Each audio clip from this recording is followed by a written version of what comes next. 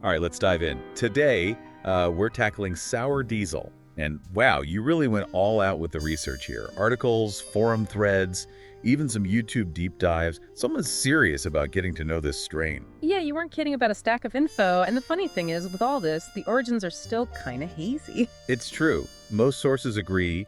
Early 90s, probably Chemdog 91 and Super Skunk. But then, There's always that but. right, like whispers of Northern Lights, maybe some Massachusetts Super Skunk. It's like a secret recipe adds to the mystique. But hey, it hasn't hurt its fame. Sour diesel is, practically a pop culture reference at this point? Okay, so why? I mean, the name itself is a clue. That strong, gassy, almost fuel-like aroma. One YouTube reviewer even called it a gas station slushy, which, honestly, I can kind of picture. Vivid, right. And scientifically speaking, that's our terpenes talking. Myrcene, limone, caryophyllene. They're the compounds giving sour diesel its signature scent, but also shaping the effects you feel. Which, consistently, people describe as cerebral, uplifting, energetic. Makes sense, since we're talking a heavily sativa-dominant strain. Most sources put it around 90.0 sativa to indica. THC often in the 20-25% range, sometimes even higher. So yeah, not for beginners, let's just say that. One YouTube user, they said cerebral uplift almost instantly. Though, gotta remind folks, everyone reacts differently. Start slow, see how it hits you. Especially with this one. Some sources, they warn about anxiety for folks new to cannabis or if you've got a low tolerance. Then there's the growing side. You included some guides, and it seems sour diesel, bit of a high maintenance type. Long flowering period, we're talking 10, maybe even 11 weeks. Gross tall and mildew, that's a risk if you're not careful with the environment. One guide actually said sterile environment to prevent mildew, so beginner growers, maybe not your first pick. Good point. But if you're up for the challenge, the rewards are there. Yields can be really high, which is probably why some called it a cash crop strain. And on that note, things get even more interesting. Several sources talked about a distinct East Coast versus West Coast thing with sour diesel. Like two sides of the family, almost. Yeah, and that difference is really apparent in the aroma and effects. East Coast, think super pungent, that fuel-like scent cranked up. West Coast, they often describe it as mellower, maybe even a little sweeter. Effects seem to vary, too. East Coast, they rave about the intense, heady high. West Coast, sometimes it's seen as a bit less potent, more relaxed. Probably a bunch of factors at play there. Yeah. Climate, how they grow it, maybe even intentionally breeding for certain traits, shows how complex this plant is, how even within one strain. You get these variations. So what we call sour diesel might actually be a whole bunch of slightly different sour diesels, all coming from that original mysterious line. Exactly. It's like, I don't know, regional apples or grapes. Same family, but different flavors, different experiences. And that's part of what makes exploring cannabis so cool. Always something new to learn, even with strains you think you know. Totally agree. So where do we go from here? Well, besides the aroma and effects, sour diesel, it's a cultural icon, right? You included articles, videos showing how it's influenced music, art, even how people talk about cannabis. Oh yeah, musicians name-dropping it in songs. We even saw Zayn Malik has a whole track called Sour Diesel.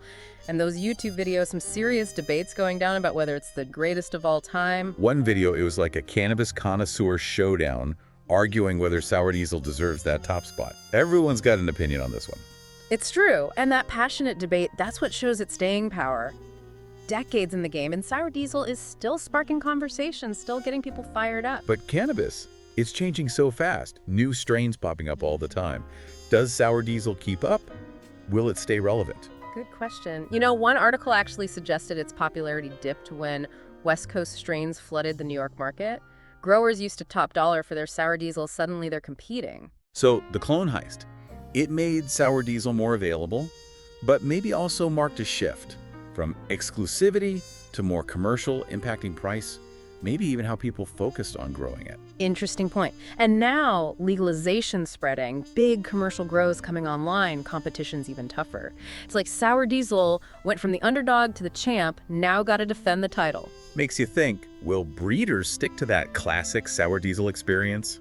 Or start mixing things up? New hybrids, blending the old with the new. Well, we did see mentions of sour diesel crosses, lilac diesel, sour tsunami. Seems like they're already exploring, seeing what else this strain can do. So what's sour diesel of the future going to be like? Faithful to the original or something totally new? That's the mystery. But to really get it, I think we got to understand its impact, not just on the market, but on the people who made it legendary. Yeah, you're right. The human side of this story is just as important. And luckily, you've got some amazing accounts of the people behind sour diesel's rise. Let's get into it. You've got some sources here that really get into the history, like the nitty-gritty of sour diesel's New York City roots. It's wild, honestly. Reads like a crime thriller or something. No kidding. There was this one forum post talking about grow-ops hidden in Manhattan apartments, these secret societies of growers protecting their genetics, and even wait for it, a great clone heist of 97. Hold on, a clone heist. All right, so for anyone who's not super deep in the cannabis world, a clone is basically a cutting from a mature plant. You use it to grow a genetically identical copy. And this heist, yeah, dramatic as it sounds, it was a huge deal for sour diesel. This forum post, it makes it sound like before that heist, this strain was super rare, expensive, like $8,000 a pound. Yeah, crazy prices. And it wasn't just the potency, it was the scarcity, the exclusivity. They even had these whole rituals to make sure you got the real deal, like comparing the smell to a tennis ball, checking for these specific pink pistils. So like treating it almost like fine wine, something for the connoisseurs, the people in the know. Yeah, exactly. Then, after the heist, when those mother plants got stolen, spread around more. Well, supply went up, prices went down. That's kind of the turning point, from ultra-exclusive luxury to, well, still sought after, but more mainstream. Wouldn't that risk, like, diluting the quality, though? Did those original NYC growers, were they worried about that? Great question, and it gets to that East Coast, West Coast thing we were talking about. Those forum posts, they suggest East Coast growers, especially in New York, they were super protective of their genetics, their methods. Well, I guess they had to be, right? Growing in NYC back then, that was risky business. Raids, arrests, the whole 9 yards. Oh yeah, they had these whole systems to hide their grows, mask that diesel smell. One forum user even talked about modified HVAC systems, rooms hidden behind fake walls, even coordinating complaints about other smells to throw people off. That's some serious dedication.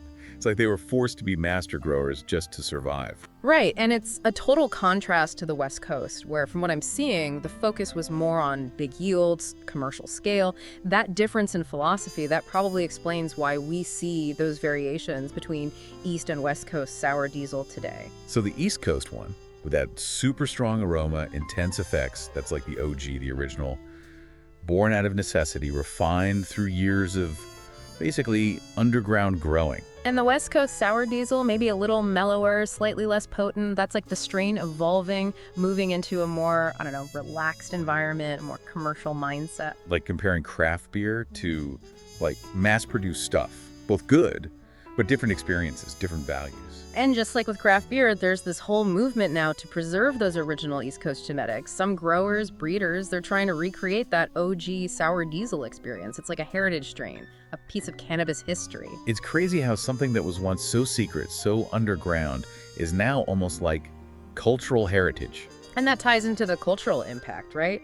Sour diesel, it's more than just a strain. It's an icon, a reference point. Totally. We saw mentions of musicians putting in their songs. Zayn Malik even has a song called Sour Diesel.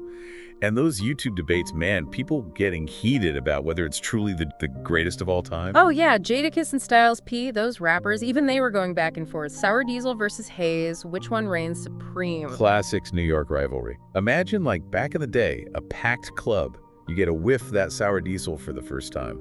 Must have been an experience. That's how ingrained it is in cannabis culture, especially on the East Coast.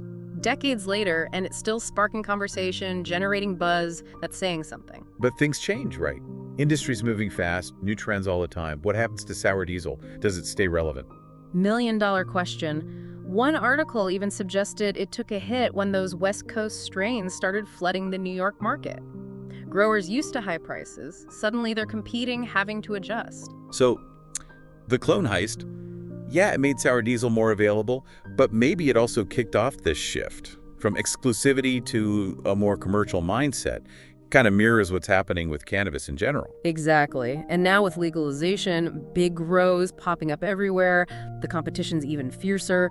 Sour diesel went from the underdog to, the top dog, and now it's got to defend its title. So do breeders try to keep that classic sour diesel experience alive? Or do they start experimenting? New hybrids, blending those old school genetics with whatever's new and trendy. Well, we did see some mentions of those sour diesel crosses, lilac diesel, sour tsunami. Seems like they're already testing the waters, seeing what else they can create. Man, I'm already curious. What's the sour diesel of the future going to be like? Will it stay true to its roots or become something totally different? Only time will tell. But to really appreciate where it could go, I think we need to understand its impact, not just on the market, but on the people who made it a legend. You're right. The human side of this, that's just as important. And thankfully, we've got these incredible stories about the people behind sour diesel's rise. Yeah. It's amazing going through all this, how many stories there are about sour diesel. Yeah. Like, we've gone from those hidden NYC grow rooms to, it being this global cannabis icon. I've met some, let's say, interesting characters along the way. Like, remember AJ, the guy, he's basically credited with bringing sour diesel to the world. Almost a folk hero, even though no one's sure what his real name is. Oh yeah, one of the YouTube videos, it was an interview with him. He was talking about growing in Manhattan apartments, using these like disguised grow lights, crazy ventilation systems. It's wild how resourceful those early growers had to be. Talk about pressure, but their dedication, I mean, that really comes through. You can tell it wasn't just about the money, there was something more to it. Totally, and you see that with other folks from back then too, like the weasel. He was, according to one source, the guy who controlled the original ChemDog genetics. Wouldn't sell to just anyone. You had to pass a bowl test first, prove you actually appreciated the plant. Bowl test, wow. Yeah. High standards, for sure. Like they were guardians, protecting something really special. Shows the respect they had for those genetics. They knew what they had and weren't messing around. And that legacy, it's still inspiring growers and breeders today. A bunch of articles talked about how sour diesel is like the gold standard for quality and potency. Other strains are measured against it. Yeah, one grower even called it the holy grail of sativas. Like, it represents everything people love about that uplifting, energetic, creative side of cannabis. So even if its popularity went up and down, sour diesel's impact is huge. Like, that band everyone knows, even if you haven't listened to them in a while, it's part of the culture. And just like a classic band, Sour Diesel, it can be rediscovered, reinterpreted. It'll be interesting to see how its legacy continues to evolve.